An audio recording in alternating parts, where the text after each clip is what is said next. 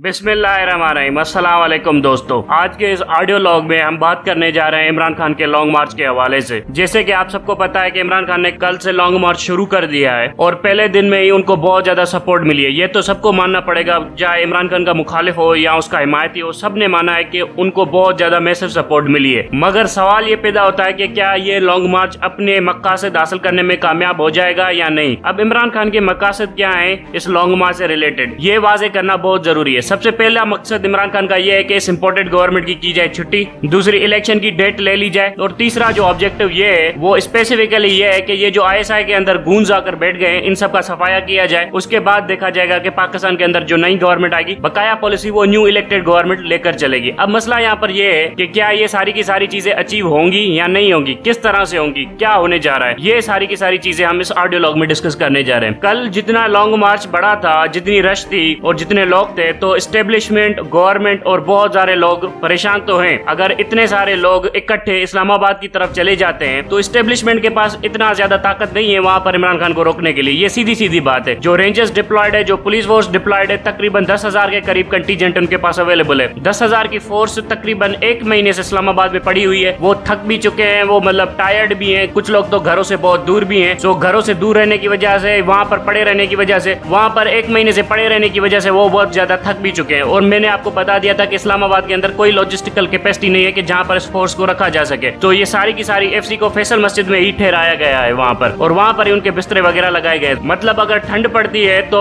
जब लॉन्ग मार्च वालों को ठंड लगेगी तो FC वालों को भी ठंड लगेगी, क्योंकि उनको भी सर्दी में सोना पड़ेगा। अब सवाल ये होता है कि क्या 10,000 के करीब लोग रोक पाएंगे? मुझे नहीं लगता कि ये लोग रोक पाएंगे। इनके पास कोई ज्यादा स्ट्रेंथ नहीं है। अगर इमरान खान तकरीबन 3 लाख बंदों के साथ ही इस्लामाबाद पहुंच गया तो मतलब इस्लामाबाद का काम तमाम हो चुका। इस्लामाबाद की आबादी भी 10 लाख से नीचे की है। 3 लाख बंदा बाहर से इस्लामाबाद की तरफ आ गया तो फिर इस्लामाबाद का काम तमाम हो चुका। और ये जो 10,000 का कंटीजेंट है ये तो कुछ भी नहीं बचेगा। 5,000 फौजी हैं, 2-3 हजार सिंध पुलिस से आए हुए हैं और 4-5 हजार के करीब आपकी FC है। ये कुछ भी नहीं कर सकेंगे इमरान खान की लॉन्ग मार्च के सामने। फिर इनके पास एक ही ऑप्शन बचता है कि फौज को बुलाया जाए। फौज भी कितनी है इस्लामाबाद के अंदर ये भी मैं आपको बता देता हूँ। जो इस्लामाबाद के अंदर इस वक्त फौज है उसकी तादाद तकरीबन 4,500 111 ब्रिगेड की है, और थोड़ी बहुत कंटीजेंट्स आते जाते रहते हैं यहाँ पर। मतलब एक डिवीजन साइज फौज और भी बैठी होती है GHQ के अंदर, क्योंकि इनको गिलगित बल्तिस्तान के तरफ ऑपरेट करना होता है, तो सारी की फौज वहां से यहाँ पर आती जाती रहती है। तो इस वक्त जो फौज अवेलेबल है इस्लामाबाद के इर्द गिर्द वो तकरीबन 30,000 के करीब अवेलेबल फौज है इस्लामाबाद के इर्द गिर्द। लेकिन जो इस्लामाबाद के अंदर मौजूद है एक्टिवली, जिसे 111 ब्रिगेड कहते हैं, वो 4,500 है। बकाया एक डिवीजन आती जाती रहती है। वो सियाचिन में भी ऑपरेट करते हैं, फिर यहाँ पर आते हैं, ट्रेनिंग लेते हैं, रेस्ट लेते हैं, फिर वापस सियाचिन में जाते हैं। सो वो भी 10,000 के करीब फौजी हैं। और दूसरा मंगला के करीब है और मरी के करीब फौज के स्टेशन है, वहां से मंगवाई जा सकती। मतलब 30,000 के करीब फौज इर्द गिर्द इस इस्लामाबाद में मौजूद है। अब 30,000 की फौज को अगर आप डिप्लॉय कर दे और 10,000 की फोर्स जो इस्लामाबाद के पास मौजूद है, तो ये टोटल बन जाते हैं 40,000। ये कोई ज्यादा बड़ी फोर्स वगैरह नहीं है। अगर इमरान खान 4.5 लाख के करीब बंदे लेकर इस्लामाबाद पहुंचता है तो ये 40,000 कुछ भी नहीं कर सकेंगे। और अगर इमरान खान KPK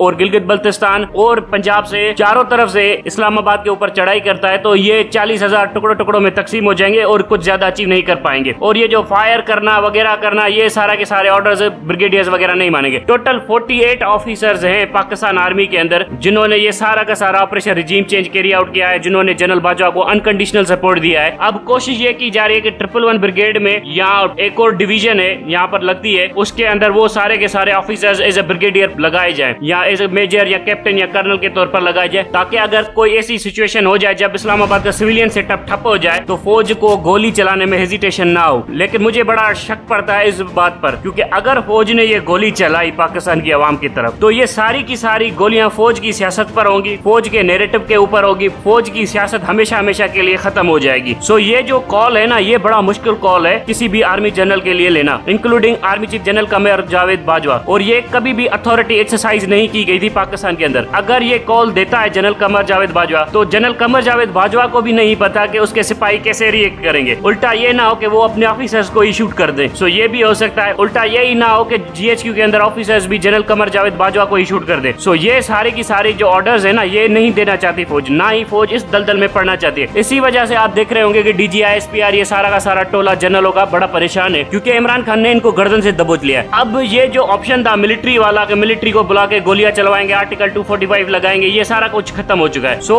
अब होगा क्या यहाँ पर, और मिलिट्री को सिविलियंस के खिलाफ इस्तेमाल करने के और भी रिपरकशंस है। मैं बता देता हूँ वो कैसे हैं। जब भी आर्मी ने सिविलियन प्रोटेस्ट को सप्रेस करने की कोशिश की है तो जो लेफ्टिस्ट कंट्री है, जो वेस्टर्न डेमोक्रेसी कंट्री है, उनको बड़ी तकलीफ होती है, उनको बड़ा हार्ड टाइम फेस करना पड़ता है अपनी डोमेस्टिक मीडिया से या अपने अंदर सिविल सोसाइटी से कि ये यहाँ पर मिलिट्री जुंटा डिक्टेटरशिप कर रही है और आप लोग उसको सपोर्ट करते फिर रहे हैं। फिर वहां की गवर्नमेंट के लिए भी बड़े मसले बन जाते हैं, क्योंकि आपने देखा होगा कि तिनानमेन स्क्वायर में जब चाइनीज ने मिलिट्री का इस्तेमाल किया था तो वो केस आज भी उसकी फौज के गले में पड़ा हुआ है, आज भी उसको घसीटा जा रहा है। अगर पाकिस्तान में ये सब कुछ हुआ तो इस फौज की बची कुछ इज्जत है, जो कि इस वक्त कुछ बची ज्यादा नहीं है, वो भी खत्म हो जाएगी। सो ये ऑप्शन एक्सरसाइज करना ऑलमोस्ट इम्पॉसिबल है। मैं तो यूं कहूंगा कि जनरल बाजवा को उसके जनरल्स ही कह देंगे कि सर आपको स्टेप डाउन कर देना चाहिए, जान छुड़ाएं, वरना मुल्क बहुत ज्यादा तकसीम हो जाएगा। सो जनरल बाजवा के लिए फौज कभी भी इतना बड़ा मेजर स्टेप नहीं लेगी। अब आते हैं कि अल्टरनेटिव ऑप्शंस क्या है, किस तरफ ये हुकूमत जा सकती है। जिस तरफ ये जा रही है मुझे जो लग रहा है कि ये इंटरम सेटअप बनाने के चक्कर में लगे पड़े हैं कि किसी भी एक मतलब है ना अच्छी इमेज वाले बंदे को लाकर यहाँ पर बैठा दिया जाए और नवाज शरीफ की भी छुट्टी की जाए, इमरान खान की भी छुट्टी की जाए और फिर 8-10 महीने हुकूमत खुद चलाई जाए और उसके बाद मतलब देखा जाएगा कि पाकिस्तान में इलेक्शन करवाने या नहीं करवाने। इसमें बड़ी रुकावटें हैं, बहुत ज्यादा रुकावटें हैं इसमें। इलेक्शन कमीशन ऑफ पाकिस्तान वैसे भी इलेक्शन कराने के मूड में नहीं लग रहा। चीफ जस्टिस तो ऐसी नींद सोया हुआ है कि पता ही नहीं चल रहा कि यहाँ पर क्या हो रहा है। और पीपल्स पार्टी को जितने भी अपने गवर्नर लगवाने थे, जितने भी कॉन्स्टिट्यूशनल पोस्ट ऑक्यूपाई करवानी थी, सेनेट के चेयरमैन या पार्लियामेंट के स्पीकर वगैरह, वो सारे के सारे पीपल्स पार्टी ने लगवा दिए हैं। सो जो पीपल्स पार्टी को जो ताकत चाहिए थी वो तो उसको मिल चुकी है। अब जो कुछ नहीं मिला वो नहीं मिला नून लीग को। अब नून लीग को कैसे राजी किया जाए, क्योंकि नून लीग भी बहुत सारी चीजें चाहती है कि यार हमें तो कुछ दो, दोनों सूबों में हमारी गवर्नमेंट नहीं है, कोई भी कॉन्स्टिट्यूशनल पोस्ट हमारे पास नहीं है और छोटी मोटी सी गवर्नमेंट थी हमारी इस्लामाबाद के अंदर, वो भी तुम लोग छीन रहे हो। जो इज्जत बची हुई थी वो भी तुम लोगों ने छीन ली। अब लोग वोट भी नहीं दे रहे तो फिर हमारी क्या हैसियत होगी। सो नवाज शरीफ इसीलिए आना भी नहीं चाह रहे और सिचुएशन काफी क्रिटिकल है। अब इसका एक ही अल्टरनेटिव निकल सकता है कि फौज डंडा देके यहाँ ये असेंबलियत तोड़वा दे और पाकिस्तान के अंदर जमहूरियत का बिस्तरा लपेट दिया जाए और 8 महीने के बाद ही इलेक्शन करवा दिया जाए। या दूसरा स्टेप इसमें ये हो सकता है कि नवाज शरीफ कामयाब हो जाए और जनरल बाजवा रिजाइन कर दे और जनरल आसिम मुनीर आकर बैठ जाए और एक नया आर्मी चीफ आ जाए और उसके बाद वो कहे कि मैं कुछ नई तरह के निगोशिएशंस करवाता हूँ, आप लोग लॉन्ग मार्च वापस लेकर जाए और मैं कुछ ना कुछ हल निकालने की कोशिश करता हूँ। हो सकता है इमरान खान जनरल आसिम मुनीर की बात के ऊपर यकीन कर ले और लॉन्ग मार्च कॉल ऑफ कर दे। ये भी एक पॉसिबिलिटी हो सकती है जिससे नवाज शरीफ की गवर्नमेंट भी बच सकती है और इमरान खान को भी कुछ दिया जा सकता है, जो कि मैं समझता हूँ कि कुछ दिया नहीं जाएगा, बस एक फेक प्रॉमिस किया जाएगा कि हम आपको मार्च में इलेक्शन करवा देंगे और काफी ज्यादा अश्योरिटीज दे दी जाएंगी और जब मार्च का वक्त आएगा तो वो सारा के सारे वादे तोड़ दिए जाएंगे। ये मैं आपको बता देना चाहता हूँ। एक्चुअली में जो इलेक्शंस होने हैं ना वो इन टाइम होने हैं, वो जाकर होंगे अगस्त के अंदर। उससे पहले इमरान खान को ये लाने अफोर्ड ही नहीं कर सकते, क्योंकि इस वक्त लाएंगे तो ये सारे के सारे जनरल भी मारे जाते हैं, ये नून लीग, ये पीपल्स पार्टी, ये सब के सब मारे जाते हैं। सो इलेक्शंस ये अपने टाइम पर ही करवाएंगे। इस लॉन्ग मार्च के नतीजे में देखना सिर्फ ये है कि नवाज शरीफ बचता है कि नहीं बचता, शहबाज शरीफ बचता है कि नहीं बचता। बाकी जो लोग ये कहते थे ना पाकिस्तान के अंदर सिविलियन इंस्टीट्यूशंस को आजाद होना चाहिए, पॉलिटिकल इंटरफेरेंस नहीं होनी चाहिए इदारों के दरमियान, ये वो सारा का सारा नैरेटिव के सियासी मुदाखलतें इदारों में नहीं होनी चाहिए थी। आज आपकी अदलिया आजाद थी, आपकी फौज आजाद थी, तब भी अरशद शरीफ जैसे सहाफी को इस दुनिया से जाना पड़ा। आजाद अदलिया की मौजूदगी में, आजाद फौज की मौजूदगी में, आजाद इदारों की मौजूदगी में एक डेमोक्रेटिक गवर्नमेंट के अंडर में एक सहाफी को शहीद कर दिया गया। क्या उखड़ा इस आजाद अदलिया ने, क्या उखड़ा इस आजाद फौज ने, क्या उखड़ा ये जो सो कॉल्ड इंपोर्टेड गवर्नमेंट है। हकीकत यह है कि पाकिस्तान के अंदर एक झूठा सा नैरेटिव बनाया जाता है कि इदारों को आजाद होना चाहिए। कोई इदारा आजाद नहीं होता। ये चाहते हैं कि इदारों के ऊपर प्राइम मिनिस्टर का कंट्रोल ना हो और इस आजादी के चक्कर में सिर्फ और सिर्फ इदारे जीएचक्यू से डिक्टेशन लेते हुए ये तमाशा करना चाहते हैं पाकिस्तान के अंदर, जो आप सबके सामने हो रहा है कि सारी पुलिस फोर्स, सारे ब्यूरोक्रेट्स सब के सब जाकर जीएचक्यू से इंस्ट्रक्शंस ले रहे हैं। ये क्या तमाशा हो रहा है पाकिस्तान के अंदर, ये भी हम पाकिस्तानियों को सोचना चाहिए। Thank you very much.